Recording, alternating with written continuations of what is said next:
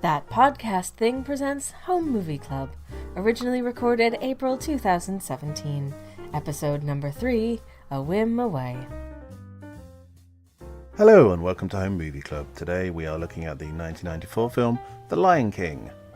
The Lion King is a Disney animation that is the first ever Disney animation done of an original story, unlike things like Pinocchio and others that came before it, which were obviously adapted. Today I am delighted to say that once again I am joined by Joe Carter. Hello. Daisy Swaffer. Hi. And Sammy Kelsch. Howdy. So, opening thoughts. I assume this isn't the first time we've all seen this film. I know with some of them it's the first time we've seen it, but I'm sure The Lion King is famous enough that we've all seen it at least once before. But Yes. This is the second time I've seen this film. Only the second time. Okay. Yes. So, Joe, any initial thoughts then on your second viewing? I love the music. It's very iconic. I love how it opens and it's a song, but the animation just conveys exactly what it's trying to say, just in that sort of 2 minutes before it hits the title sequence. Interestingly, that's why they used that as the trailer at the time. The trailer that they had for it was literally just that opening sequence, and that kind of set up the story, and they didn't feel the need to show any of the rest of the movie. That was enough. It was done in such a way that there was never any doubt that this film was based in Africa. Yeah. So. Yep. The opening chant there, you know, I can't obviously speak African, but I just love what it translates as. I don't know if you've ever come across the translation of that chant. Nope. Tell The us more. translation is, "Here comes a lion, father. Oh yes, it's a lion. Here comes a lion, father. Oh yes, it's a lion. A lion. We're going to conquer a lion. A lion and a leopard come to this open place." Right, okay. Awesome. So I love that. I'm assuming that wasn't written specifically for the film, and that is just something that is more traditional, but... I have no idea actually. So it No. might be for the film, or it might be something else. But I love that. It sounds really kind of profound, and it kind of puts you right there, and it feels like you're in Africa, and what they're actually going is a lion.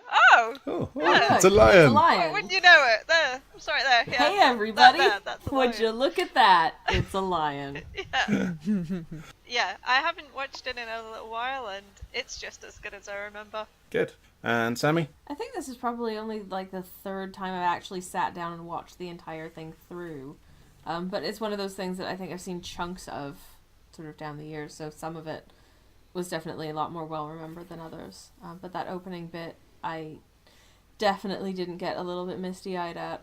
Shut up. Yeah, I definitely have seen this film before, but it was a long while ago, and again, I've probably only seen it, this is probably only the second time I have seen it. It's one of those films, I think, that everybody has seen, but it's not necessarily the sort of film that we'd watched over and over again. Unless you have a child of just the right age in your household, Yeah. that they're into, if they find something, they just want to watch it over and over and over and over and over again. Yes, as a bunch of 30-something, 40-something, in my case, childless adults, it's not necessarily the sort of thing that would be watched on rotation. Animation-wise, I think it was very, very well done. Obviously, they put a lot of time into the ergonomics of how lions walk and run, and from that perspective, it was very done. They sent some animators actually to Africa in order to take a look at the animals and see how they moved and how they played and things. Well, it's nice they went for the authenticity, isn't Yeah. it? Mm-hmm. Yes, indeed. I mean, one of my notes, one of the early notes was, it's the circle of life, but why are the lions not A, asleep during the day, and B, not chowing down on all the prey animals? And that actually Yeah, was... why are they bowing to the lion? That's just Well, not I think right. it's because he's the Lion King. But it does actually go into that later on in the film, saying that, yes, they are prey animals, but you have to respect the sort of their position in the world, and it's all one big linked ecosystem. That's a very 90s message. King Mufasa, who is played by James Earl Jones, who, I'm sorry, but to me, that voice is Darth Vader. There's no two ways around it. Is presenting himself and his brand new son to all of his subjects. The cub is presented by a mandrill called Rafiki, who in what struck me as being a very worryingly Michael Jackson-esque way was holding the baby above a large drop. Oh. Basically, the young lion is being taught that he is the next king. He will have ownership of all of the lands and all of the life in it. Anywhere that the light touches is yours. Yes. Which means that the shadow area in the far off the distance does not belong to them. Which, To be fair, the cub picks up on that very quickly. yeah, it's a plot device, isn't it? Daddy Lion is showing Darth Vader. young Simba the area that he lives, explaining the circle of life, which again is where he points out that yes, these are prey animals, but you still should respect them. Just before that, we get the one little bit in the whole film that's in there, especially for the parents who are having to watch the film. And that's that little parenting gag when Simba's bouncing around and it's before dawn and he comes to wake them up and his mum is like, your son is awake, and his dad is like, before sunset he's your son. And that's the before kids the sun comes don't up. care about that. That's just there for the parents who are watching this Disney film. And I That like is that they put A that in. plus, 100% a parent thing. Yeah, I like Yep. that they did that. So we come across the protagonist, the evil guy in this, which is Scar. Mufasa's younger brother, Scar, who covets the throne, but is the younger brother, and so therefore is not in a position to sort of claim the throne, and also is sort of portrayed as physically weaker than Mufasa, so therefore cannot, take him on. I think it was just because he was younger. I'm not sure. He kind of had all this sort of, he was saying at one point he had a bad back and he wasn't as strong, and I think he's trying to... Oh, I think he was just whining. On their opening scene, the very first time that we meet Scar, Mufasa goes along and is annoyed at Scar for not coming along, and he says to him angrily, "Are you going to challenge me then?" And it Yeah. is the case of in actual real lions, then the leadership is attained by challenging and beating the current leader. So I think that was a Yeah. kind of nod to that. Are you going to challenge me then? Gives him the opportunity that if he is more physically capable, then he can usurp his older brother. Yeah, but he doesn't, and it's kind of brains over brawn is his strategy. So yes, obviously, you can tell he's the evil person because he's played by an English person.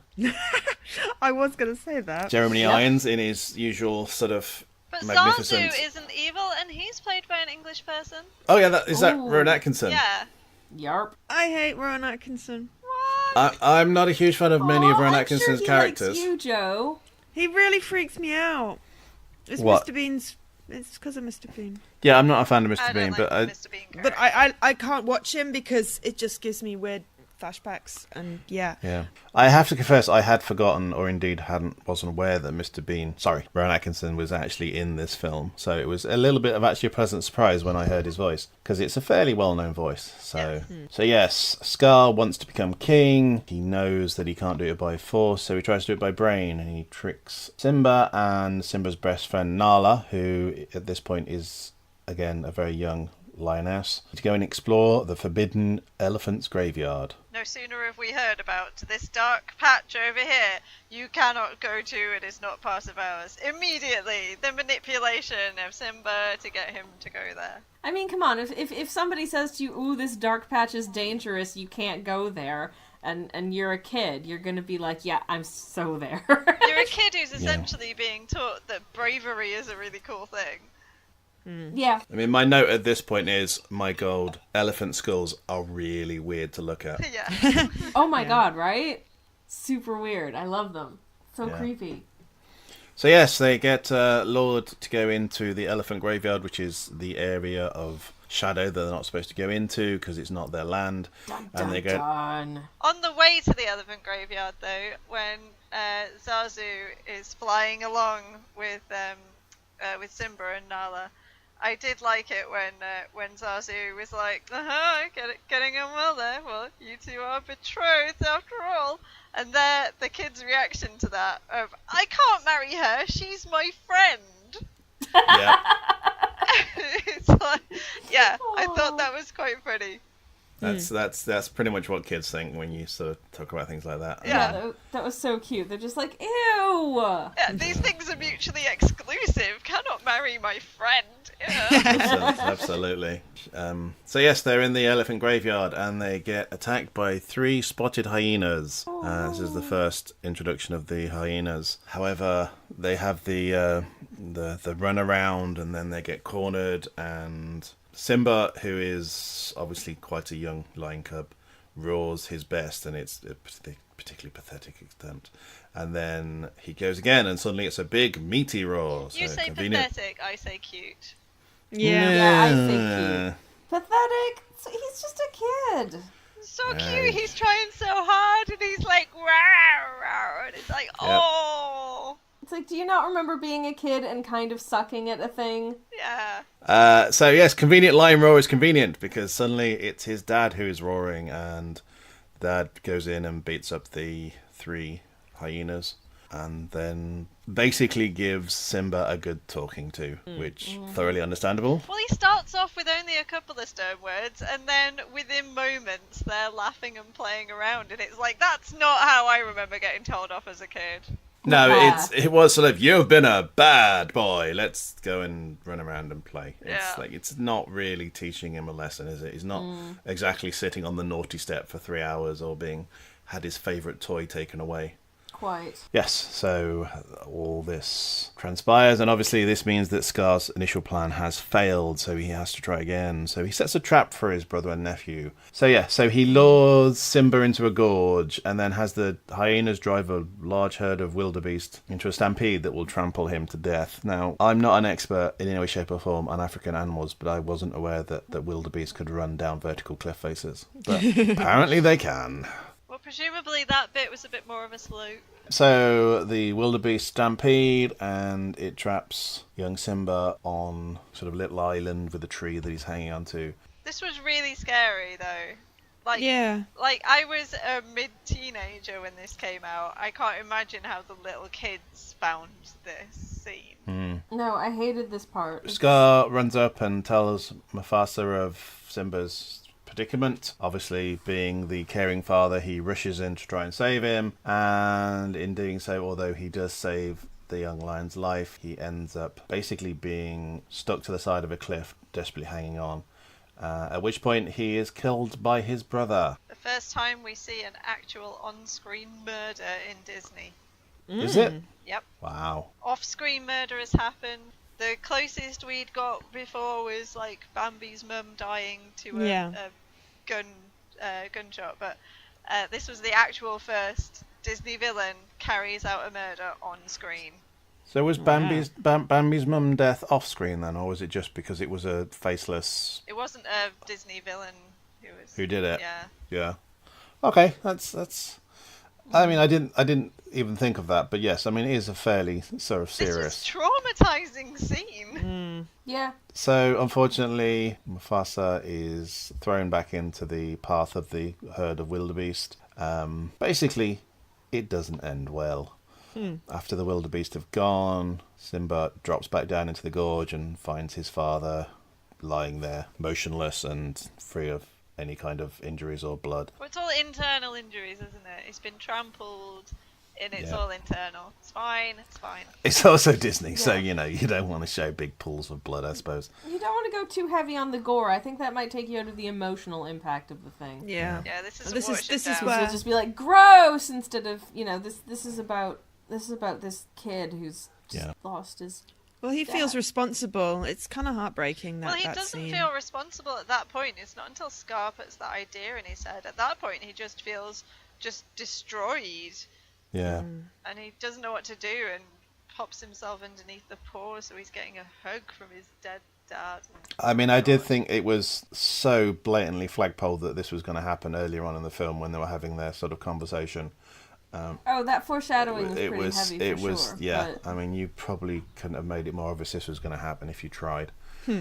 But I guess, again, it's aimed at kids, so, I don't care. I cried. Yep, it's true. She did. That's okay. Only human beings cry. If you haven't cried at this, you're not a human being. So I didn't cry. you're not a human being. I cried. You are a human being. But I think as a 30-something, I cried from the perspective of someone who, like, who kind of feels more in line with, like, the dad's demographic, and I'm like, oh my god, now I'm just scared of my own future hypothetical unborn non-existent child being orphaned someday because I fall off a cliff. And then I just bawled my eyes out. Well, then you should stay away from cliffs. Yes, and wildebeest. Top tip. I think the plan is, I'm just going to stay away from cliffs and wildebeest. Yeah. Mufasa is dead. Obviously, this is fairly devastating for the lion cub.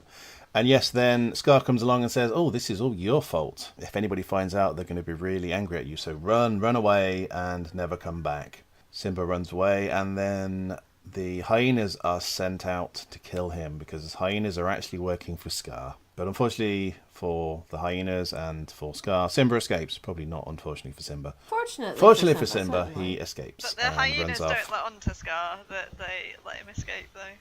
No, Well, because they want to live. Yeah. you never tell upper management when things go horribly wrong. That's always the way forward in business. That is a rookie mistake. Yeah. So Simba escapes, but Scar goes back to the Pride and tells them all that Mufasa and Simba were both killed. So therefore, obviously, he is now king. And in his first move of dickbaggery, even without giving them time to think, he suddenly allows a large pack of hyenas to live in the Pride Lands as well. Because initially the hyenas were always living on the outskirts and weren't allowed onto the Pride Lands. They now can move in at will. So I don't know if there's some sort of immigrant allegory there or not. I don't know, but possibly not. That's a good point, actually. I hadn't really thought of that. Yeah. No. Wait. But yeah, this is a delicate balance and we mustn't let anyone else in, and if someone else comes in, it destroys everything.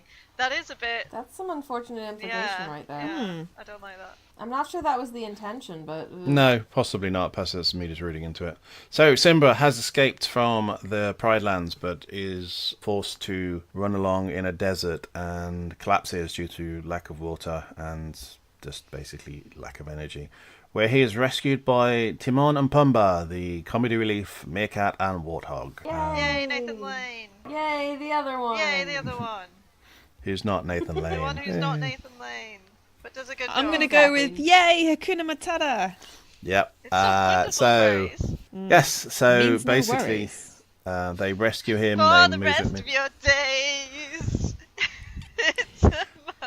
What's the next line? I don't know. Problem Free, thank you.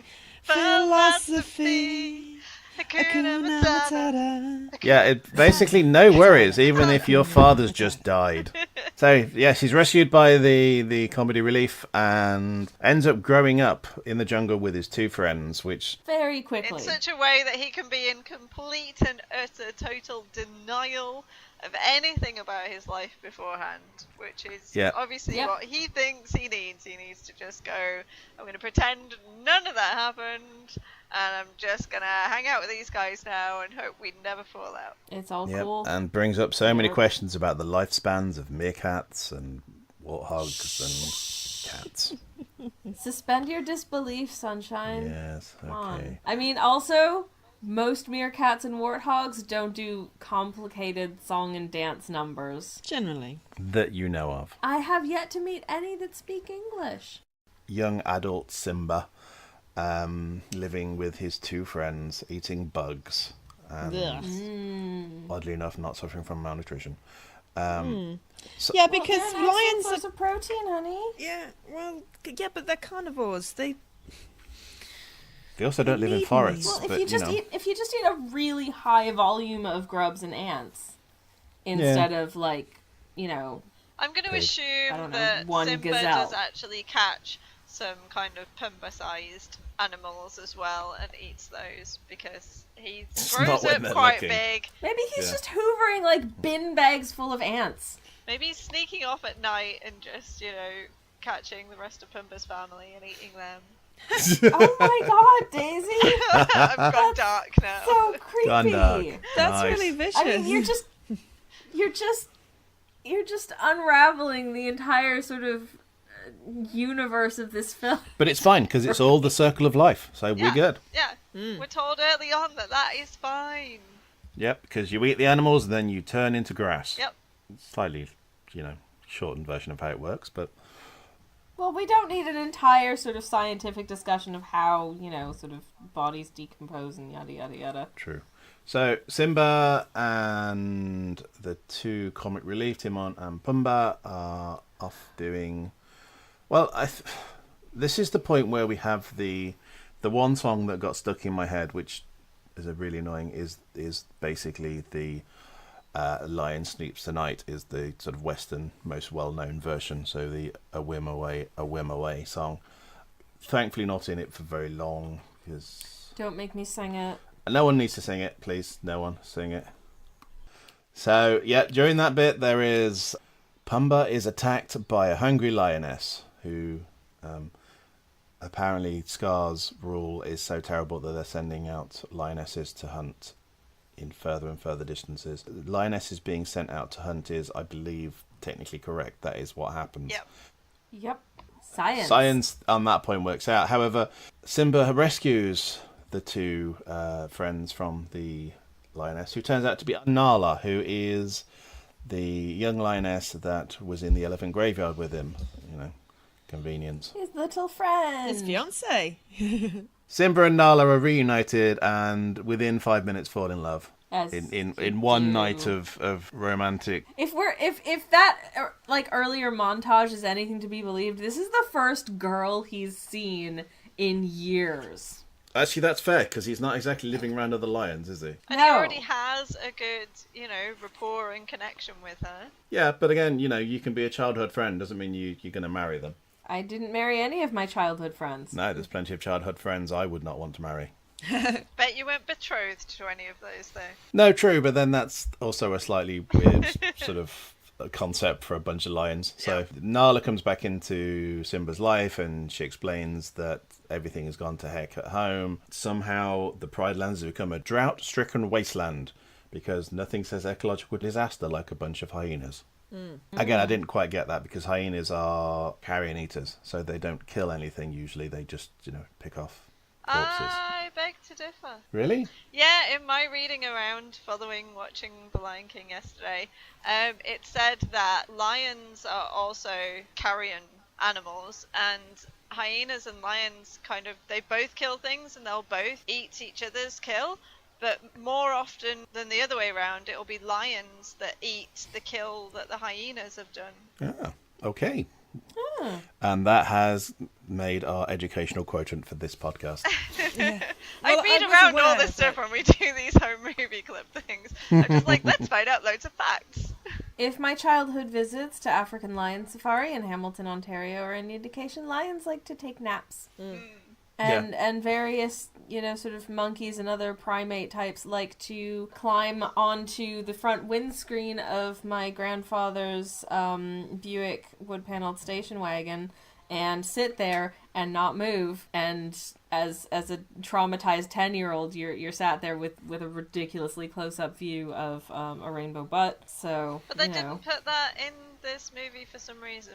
Yeah, oddly enough, there wasn't any rainbow-butted monkeys sitting on cars in this film. Yeah. Strangely, no footage of my grandfather attempting to sort of go forward slightly and then jam on the brakes repeatedly to try and shake it off the car, which it was completely unfazed by. My God. So, yes. We almost drove it home. Yeah. Anyways. Nala tries to urge Simba to return home to claim his kingship. However, he still feels ridiculously guilty about his father's death and says no and storms off like a petulant child. I guess to this extent he probably is, because he's not that old. Yeah, he's like a teenager now, isn't he? So yeah. He's allowed his bouts of, I don't want to. He's angsty. I hate everything. Yeah. You don't understand me. Don't wanna. So he storms off and he encounters Rafiki, who is the monkey that we saw earlier not dropping him off the side of a mountain.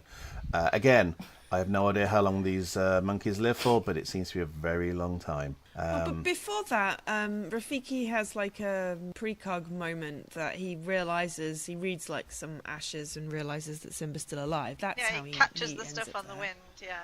Yeah. So he knew Which I thought was Simba kinda was cool. alive, and he's obviously gone wandering out to try and find him. I really quite liked the bit in this scene though, where Rafiki whacks Simba on the head with the stick, and Simba's like, Yep. "What? Ah, that hurt," and he's like, "Well, it doesn't matter. It's in the past." And he's like, "But it hurt." Well, the past can hurt. What we can do is we can run from it or we can learn from it. And he whacks the stick at him again, but Simba ducks, and he learned from it. And it's like, okay, that's actually a pretty huge life lesson illustrated in this like 20-second bit in this film. I really liked that bit, but it was also funny that then Simba went, "Well, I'm going to take the stick," and runs off with the stick. It's perfectly Now you reasonable. can't hit me with it at all. Yeah. Yep, 2 life lessons were in there. 1, duck, and 2, disarm whenever possible. Yes. Yes, and it's at this point that Simba gets visited by the ghost of his dad. This to me was even harder because they put an echo on his dad's voice, so it basically was Darth Vader. Remember, Simba, I am your father. It's like, And the fact that he's it's kind of like the, sort of lion society spiritual version of a force ghost, so I mean, James L. Jones, I'm sure, has done many, many things in his time, but if you just get his voice, that's all it is. You see, now in 1994, when this film came out, obviously I had seen Star Wars lots of times, but when I heard Mufasa, I didn't associate it with Darth Vader at all.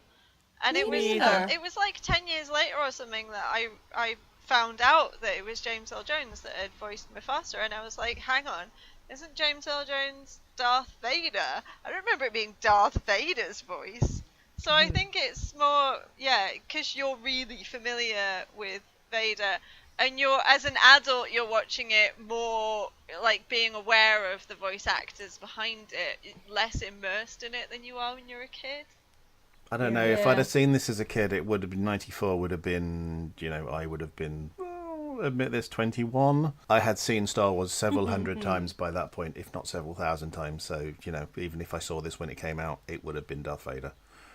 But that, again, is a perspective of seeing Star Wars so many times. But it's not quite Darth Vader's the thing, because obviously his delivery and his character is different. To me, it's like if Darth Vader, if everything had gone super, super nice and Darth Vader had just been like a proper dad instead of terrible. He's like jokey and friendly and warm. And I think that's why it never connected as Vader to me as well. Yeah, he feels like a good dad and a stand-up guy instead of a sort of wheezy, evil, bad lightsaber man whose life didn't go the way that he'd planned. So Simba gets basically taught a lesson and decides to go home. Can no longer run from his past, goes home, and with his friends acting as live bait, which is always a dangerous thing to do, he managed to sneak past the hyenas. Good strategy. And confront Scar. But they did it in a comedy way, so you know that they were going to be fine. Yes, they did it in a very with much hula skirts and stuff, which was disturbing. inexplicable hula skirts, because obviously these people in Africa know an awful lot about hula. Well, it was originally meant to be like Saturday Night Fever dance, but Nathan Lane, when he was reading his lines, kind of ad-libbed, what do you want me in hula, in drag doing the hula, and so they made it so he was in drag doing the hula. So yes, they sneak past the hyenas and Simba confronts Scar. We get the whole, actually no, it's your fault the father died, and then they have a bit of a fight, and it was revealed what we already know, which is that Scar actually murdered Mufasa, not it wasn't actually Simba's fault. And then there is Scar the is world's bad lion. slowest motion cat fight known to man. He just couldn't help actually gloating before finishing off Simba in that classic villain mistake way. That is such a classic villain. Yes, we mistake. mentioned earlier the whole twiddling moustache villains, and very much, although obviously in the form of a lion, that is the character that Jeremy Irons is playing here. It is very much a twiddling moustache, evil. Masterfully playing, I might add. Jeremy Oh Irons yes, absolutely. absolutely makes the character of Scar. So he gets beaten by Simba. Simba banishes him as opposed to killing him, which, again, probably, you have to do that when you're a Disney film. But that whole scene with the fight, like the lions are fighting the hyenas and Simba is fighting Scar, and it's really quite violent scene. Like they're properly fighting, but then we have Timon and Pumbaa there being all comedy-y, and it's like, oh, it's fine, all the violence, because these two, they're funny, so it's all fine.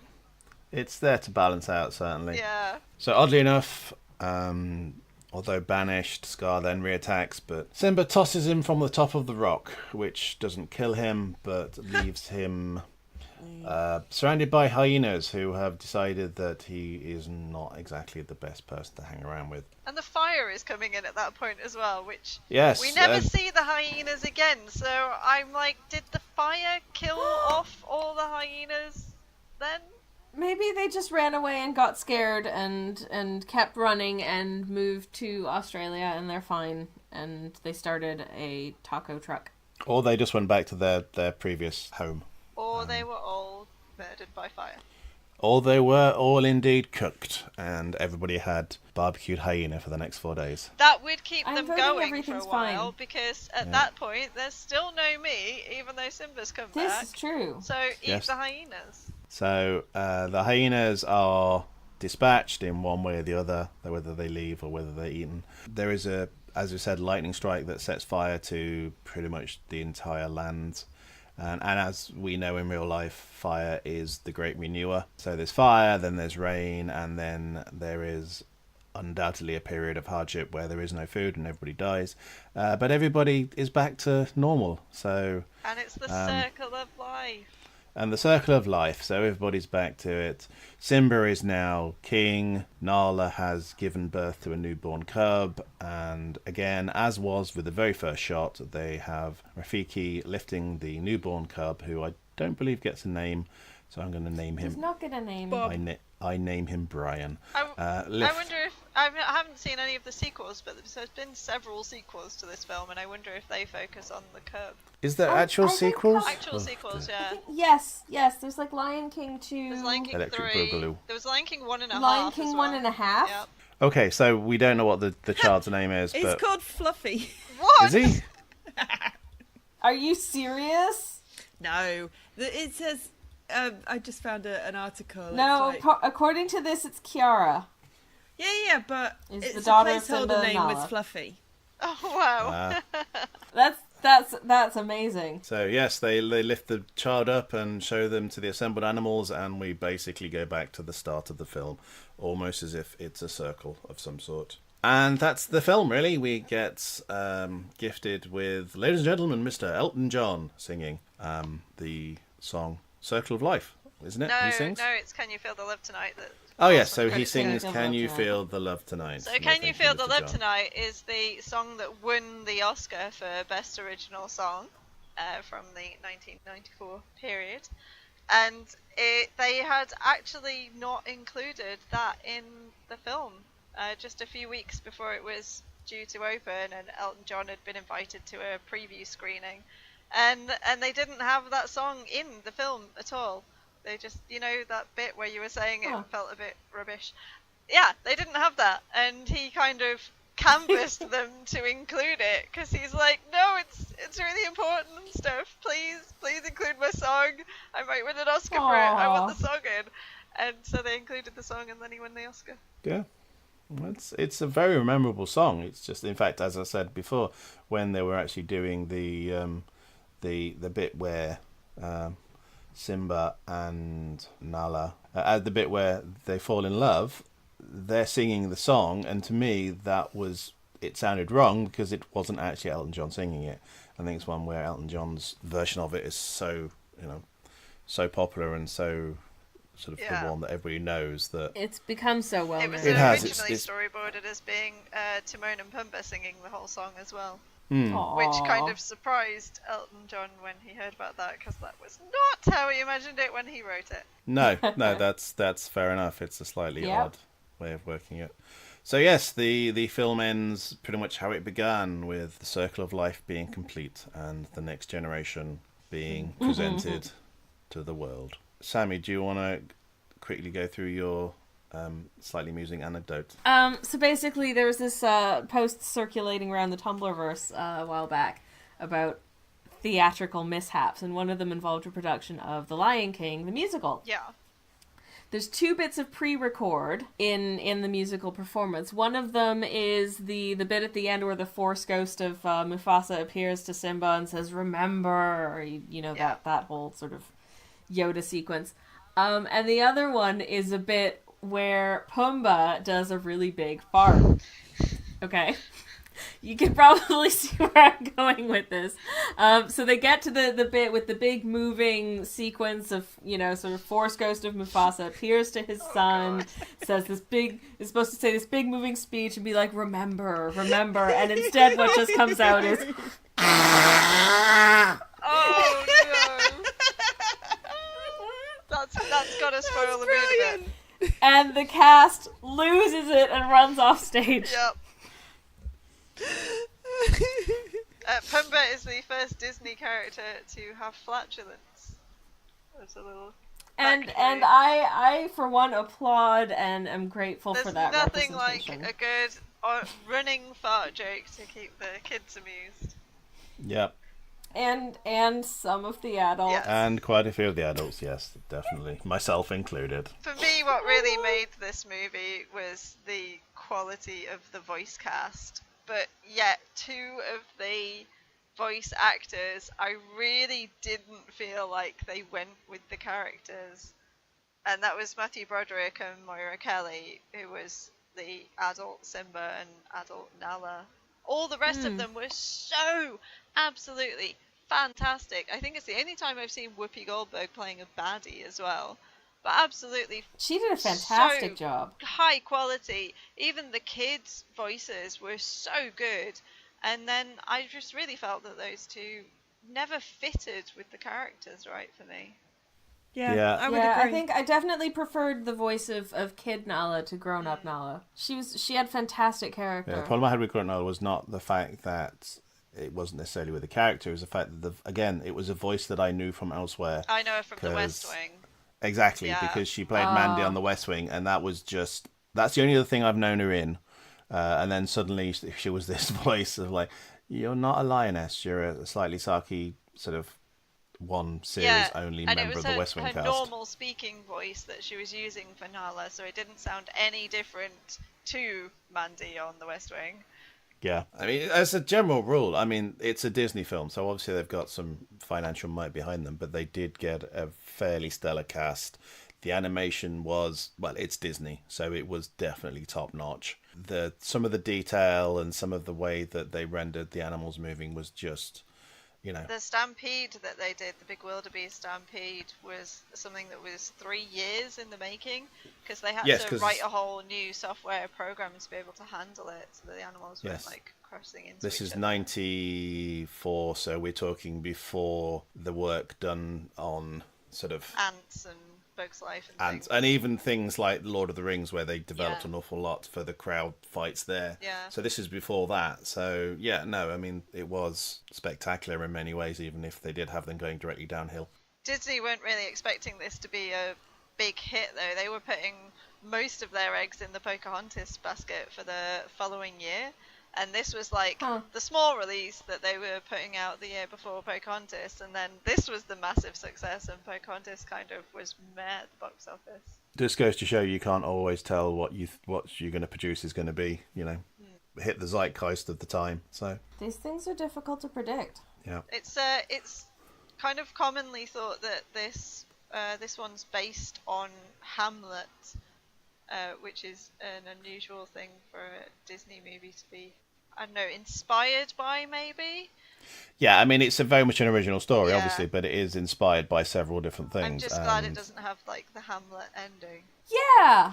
Can I remember what the Hamlet ending is? Everybody Probably not. dies! Spoiler alert, everyone dies! Okay, cool. Well, technically speaking, everybody in this dies, but just not at this point in time. But 'cause only in the that's circle the circle of kind life. way, yeah. Yes, everybody dies Yeah. and is reborn as a tree or something. Close enough, Well, sweetheart. I found myself singing you along did with good. all the songs in this, and I still love them so much. The version that we watched, assuming that you watched my DVD, was the special edition version, so you will have got an extra song in it. Which was the I extra did song? notice It song, was and the I was morning like- report. This is the morning Oh yeah, I didn't think I report. recognised that. Ah. I was so confused. Because I was like, I feel like I would have at least vaguely remembered seeing this the first 2 times I saw this film, and I had no recollection of it, and that's why. Thank Yeah, you. I really Yeah. like that scene That as makes well. more because Oh my it's got- God. It's got Simba being like taught stalking and hunting by Mufasa as well, which I think is a really nice bonding moment between parent and child there, and so I really like that scene in the movie. It's so cute. It's such a cute bit Yeah, of the it's a movie. shame I'm it glad that wasn't we in got the to see it. theatrical version. Right, so any final thoughts? Daisy? Well, for me, this is a film that I absolutely loved as a kind of mid-teenager, and it's never lost that for me. And the songs, I think, have stood the test of time. They're still really good. The animation doesn't feel dated, and the story is still great. So I still love this movie. I can agree with that. Joe? Yeah, I don't think I saw this when it came out. I think I saw it at university sometime, and I did. I really like it. I didn't see a lot of the early Disney ones. I think Basil and the Great Mouse Detective, which is not. I think it's a Disney. Yeah. Yes, I think so. Basil the Great Mouse Yeah, it is. Detective. I remember I think that's the first Disney one I remember seeing.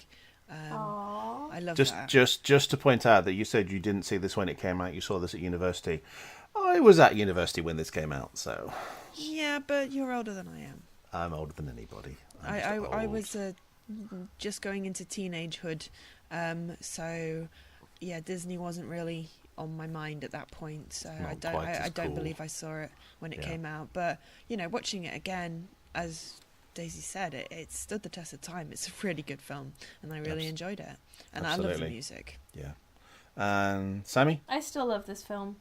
As I guess the baby of this podcast right now, I was probably just in the sort of appropriate age range for it, being 10 when it was released. Aww.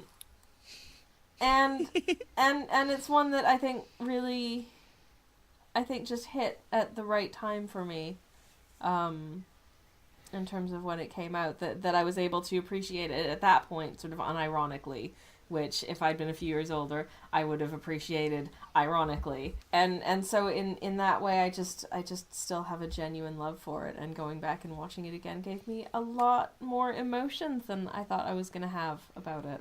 So that was neat. Cool. Personally, I enjoyed it. Don't get me wrong.